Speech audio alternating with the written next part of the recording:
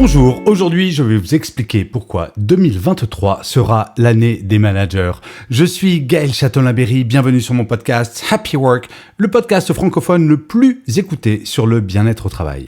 N'hésitez surtout pas à mettre des pouces levés si vous êtes sur YouTube, à mettre des étoiles, à commenter, à partager, à parler de Happy Work autour de vous. C'est comme cela que Happy Work durera encore longtemps. Cela vous prend 2 secondes et en plus, cela me fait très plaisir. Alors, lorsque 61% des 4014 personnes qui ont répondu à un sondage que j'ai lancé sur mon compte LinkedIn qui posait la question suivante: pensez-vous que votre manager a suffisamment de compétences pour vous motiver?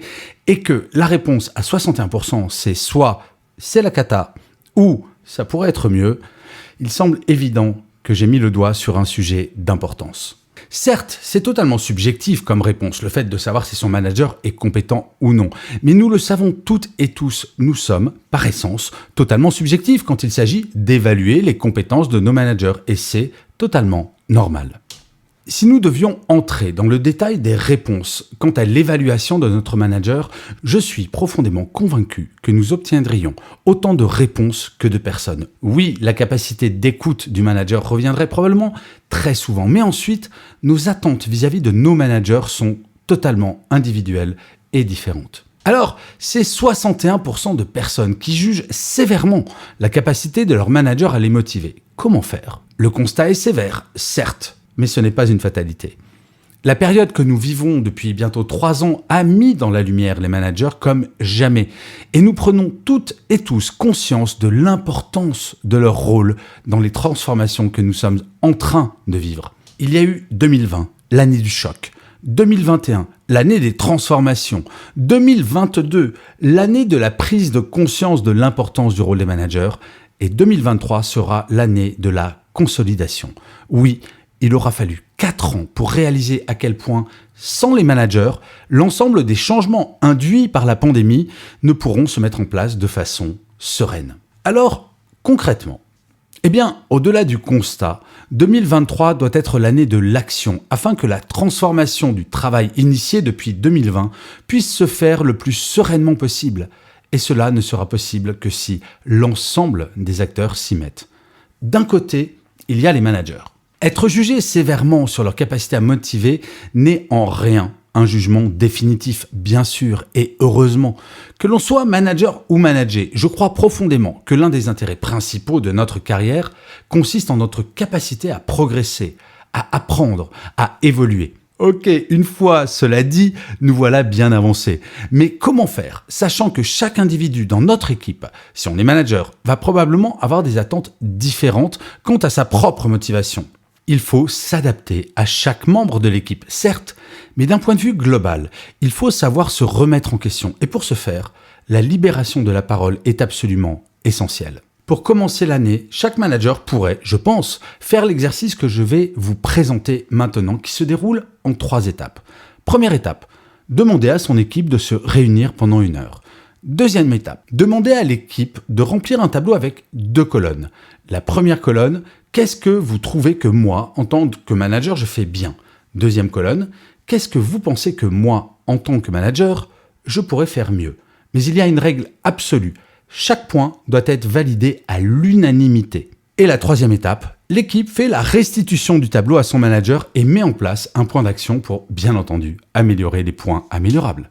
Le manager de qualité en 2023 saura se remettre en question et sera capable de s'adapter aux nouvelles attentes de son équipe. Quoi de plus satisfaisant en tant que manager que de progresser? Et le deuxième intervenant, bien entendu, ce sont les managers. Il est simple de dire que son manager n'est pas bon. C'est vraiment très facile. Mais chaque manager devrait se poser la question suivante. Comment moi, je ferais si j'étais manager? La notion de motivation est quelque chose de vague, d'indicible. Je ne parle pas, bien entendu, de celles et ceux qui auraient la malchance d'avoir un manager pervers narcissique, mais de toutes celles et ceux qui ont un manager qui aurait simplement besoin d'un peu de formation et d'information quant aux attentes des membres de son équipe. Et pour ce dernier point, nous avons toutes et tous un rôle à jouer. Si vous faites partie des 61% de personnes qui pensent que leur manager pourrait faire mieux en termes de motivation, essayez de déterminer quelles sont les 2 ou 3 choses que votre manager devrait changer pour s'améliorer, de façon très concrète. et parlez-en avec lui ou elle. Personne n'est parfait, y compris votre manager, c'est évident. Et c'est tout à fait normal. Dans 99% des cas, un manager sera tout à fait ouvert à la discussion si le thème de cette dernière est dit « J'adorerais que l'on parle de 2023 et de comment nous pourrions mieux travailler ensemble ». Oui, la libération de la parole peut être initiée par les équipes si celle-ci ne consiste pas en une sorte de procès du manager, mais en une discussion constructive pour améliorer le vivre ensemble et, in fine, la productivité. Un manager est une personne comme une autre qui a conscience de son imperfection.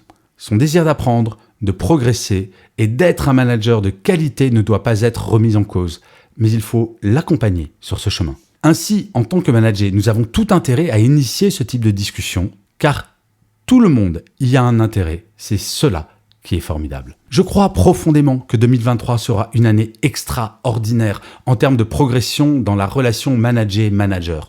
La prise de conscience des nécessaires évolutions en termes de compétences de ces derniers a été forte en 2022, très forte. Et une fois celle-ci opérée, le temps de l'action arrive. Je suis enthousiaste de constater qu'un nombre grandissant d'entreprises réalisent à quel point rien, absolument rien, ne pourra se faire sans que la ligne managériale soit de très grande qualité. La formation est essentielle, certes, mais la libération de la parole au sein de chaque équipe permettra de faire un nécessaire sur mesure, permettant à chaque individu de se sentir considéré comme tel. En ces temps de grande démission, c'est plus important que jamais, non ? Je vous remercie 1000 fois d'avoir écouté cet épisode de Happy Work ou de l'avoir regardé si vous êtes sur YouTube. N'hésitez surtout pas à vous abonner sur votre plateforme préférée. Cela vous prend 2 secondes.